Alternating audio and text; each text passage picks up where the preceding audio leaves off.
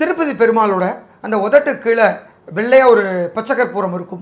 அது ஏன் வைக்கிறாங்க அப்படின்னு பல பேருக்கு தெரியாது. நம்ம எல்லாம் வந்து அடிக்கடி திருப்பதி போயிருப்போம், அவரை தரிசனம் பண்ணியிருப்போம். ஏன் அவருக்கு உதட்டு கீழே அது மாதிரி வச்சுருப்பாங்க அப்படின்னு யோசிச்சது உண்டா? அதற்கு ஒரு சிறிய கதையே இருக்குது. ஆக்சுவலாக ராமானுஜருடைய சீடரான அனந்தாழ்வார் அப்படிங்கிற ஒருத்தர் வந்து பெருமாளுக்கு திருமலையில் மாடித்தோட்டம் அமைச்சு டெய்லி பூவை அங்கே சாத்திட்டு வந்துருந்துருக்காரு. அப்போது ஒரு பையன் வந்து அடிக்கடி பூ எடுத்துக்கிட்டே இருந்திருக்கான். அப்போ கோவப்பட்ட அந்த அனந்தாழ்வார் தன்னோட கையில் இருந்த அந்த மண்வெட்டியால் நேராக அந்த சிறுவனை நோக்கி வீசியிருக்காரு. அந்த மண்வெட்டி நேராக அந்த சிறுவனுடைய தாடைக்கு கீழே பட்டு காயம் ஏற்பட்டிருக்கு. அங்கேருந்து பார்த்தா ரத்தம் கொட்டியிருக்கு. அவன் சிறுவன் அங்கேருந்து போயிட்டான். மறுநாள் வழக்கம் போல் இந்த அனந்தாழ்வார் பூ எடுத்துக்கிட்டு நேராக பெருமாளுக்கு சாத்திரத்துக்கு போகிறாரு. அங்கே பார்த்தா பெருமாளுடைய உதட்டிலேருந்து ரத்தமாக கொட்டிக்கிட்டு இருக்கு. அப்போ தான் இவருக்கு புரிஞ்சுது, ஐயோ நம்ம அடித்தது வந்து பெருமாளை தான், பெருமாள் வேடத்தில் நம்ம தோட்டத்துக்கு வந்தது சாக்ஷாத் அந்த சீனிவாச பெருமாள் தான் அப்படின்னு உணர்ந்திருக்காரு. உடனே அவர்கிட்ட மண்டியிட்டு கண் கலங்கியிருக்கார்.